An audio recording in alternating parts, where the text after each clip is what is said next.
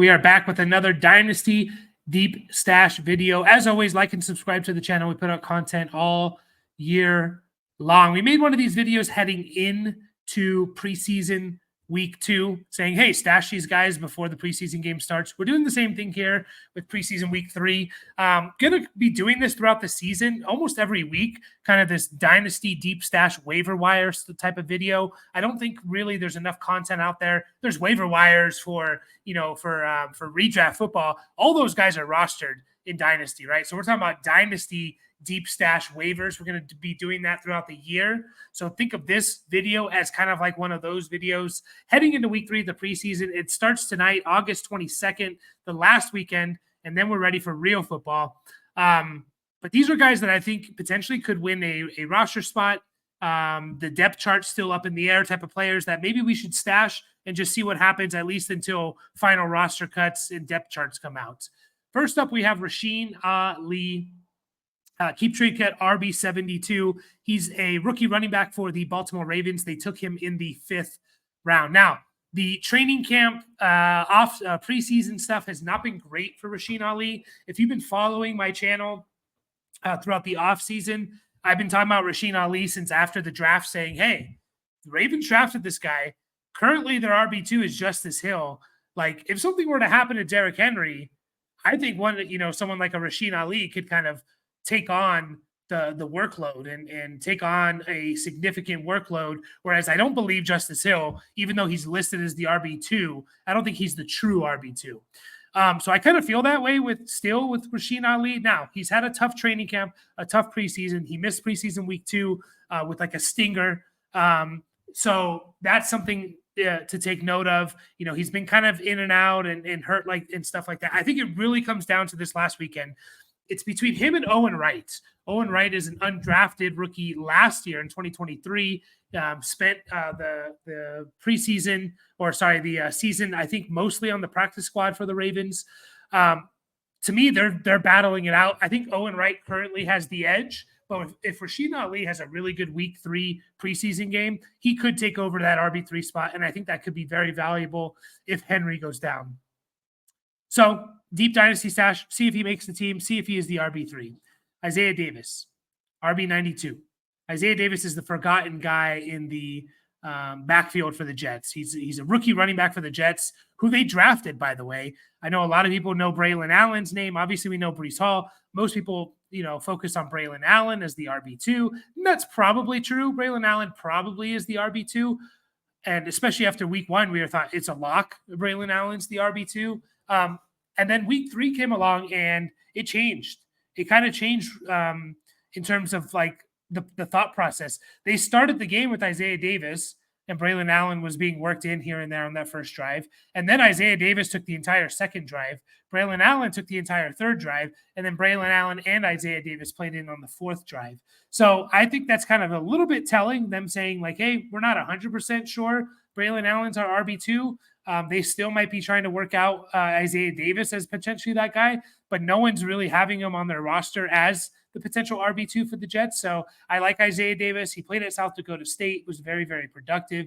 I think he can be a complete 3-down back if a team wants to give him that role. And even if it's the RB3, I still think he's kind of worthy of a stash, because if something were to happen to Breece, there's a chance that like Isaiah Davis is just better than Braylon Allen. So, yeah, Isaiah Davis, stash him, please. Tim Patrick. I don't know if Tim Patrick's going to play in week 3, but man, he has looked good. There was that report that came out, I think it was like a month ago, basically saying, he's on the roster bubble. We don't know if Tim Patrick's even going to make the team. And now they're starting him as their wide receiver 2. It's Cortland Sutton and Tim Patrick in 2 wide receiver sets, and then it's Josh Reynolds coming in 3 wide receiver sets. Tim Patrick's the wide receiver 2 for the Broncos. Bo Nix seems to like him. He targeted him 4 times for 30 yards and a touchdown in preseason week 2. I think that was on 3 drives, maybe 2 drives, but I think it was on 3 drives. So Bo Nix seems to like him. Tim Patrick, we've seen be successful in the past. Hopefully he can stay healthy. And what if this offense is just better than we think? Like, what if Bo Nix is legit and Sean Payton can implement his offensive system and, they produce fantasy relevant players? We can't just ignore the idea that this is impossible. And Tim Patrick could be a big benefactor from that. He could really, really benefit from that. And we're not really drafting him as like, or rostering him as he's going to have any type of impact. So to me, he's a deep stash. Carson Steele is an interesting one. Rookie running back for the Chiefs. Either running back or fullback. I don't 100% know yet. You see there, he's keep trade cut 93. He's kind of shooting up the draft board. A lot of people thought it was undrafted, by the way, out of UCLA. Carson Steele. A lot of people thought it was Deneric Prince. It was either Deneric Prince, it was Pacheco, Clyde, and then Deneric Prince. And then they started Carson Steele over Deneric Prince in preseason week 2. They started off with Pacheco for the first drive. Pacheco went out, and with the starters, by the way, with still the starters, Carson Steele was the other guy out there. So is he just a fullback? That's kind of what he's listed as. Now, in college, he wasn't necessarily a fullback. The guy had over 150 carries, over 1,000 total yards. So are they going to use him like a fullback? Are they going to use him more just like a hybrid fullback, running back, does all the dirty work type of player? I don't know. I do think he's worth a stash. I think there's a good chance he makes the team. And then we'll see about Deneric Prince, who I still think is stash worthy, by the way. But, if they're showing they like Carson Steele and they're going to use him as like their RB3, then there's some value there. There's definitely value there. Chris Brooks is another one. Miami is one of the few backfields where I just want every running back that's on the active roster. And it could be 5 for Miami this year. I mean, obviously, Mostert, Achane, and Jalen Wright are going to make the team. That's a given. And then they already cut Salvin Ahmed, and it comes down between Jeff Wilson and Chris Brooks. Are they going to keep 5 guys, or are they going to keep 4 guys? I think there's a chance they keep 5 because of the new kickoff rules. I think they like Chris Brooks. He's been on the team this is his 2nd year now. He was undrafted out of BYU in 2023. He did get some carries in there in the regular season last year. Obviously we didn't hear about him or remember his name because, Achane and Mostert. But what I like about Miami's running back, even if there's 5 of them, is normally if you're the RB3 for a team, right, you need 2 injuries. You need 2 injuries that happen to be fantasy relevant.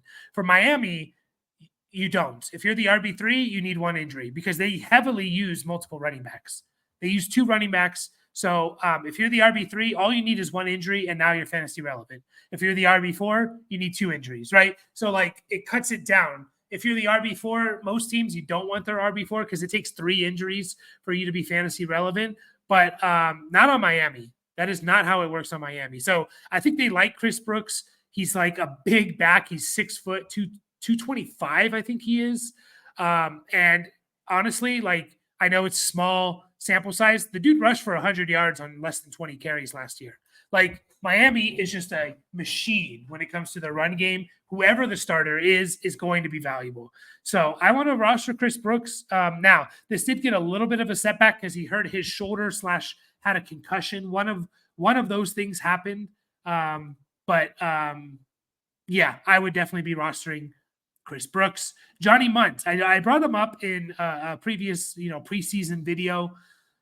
To me, Johnny Munt is the receiving. He's the receiving tight end until Hawkinson's back.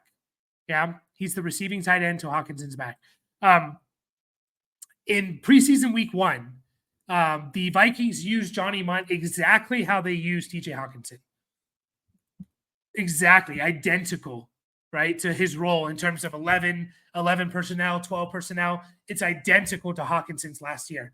I think Johnny Munt is the receiving back tight end until Hawkinson comes back, which honestly could not be until mid to late October. That could be all the way in mid to late October. Yeah. Johnny Munt last year, after Hawkinson got hurt, Johnny Munt had 2 games where Hawkinson got hurt and he played 75% or more of the snaps. Johnny Munt, that is. He had 7 targets, 4 catches, 40 yards and a touchdown, 6 targets, 5 catches, 58 yards. Those are low-end tight end 1 numbers, guys. 5 catches for 60 yards, 4 catches for 40 and a touchdown. That's low-end tight end 1 numbers. Johnny Munt is going to be on a good offensive system. he's going to be the receiving tight end.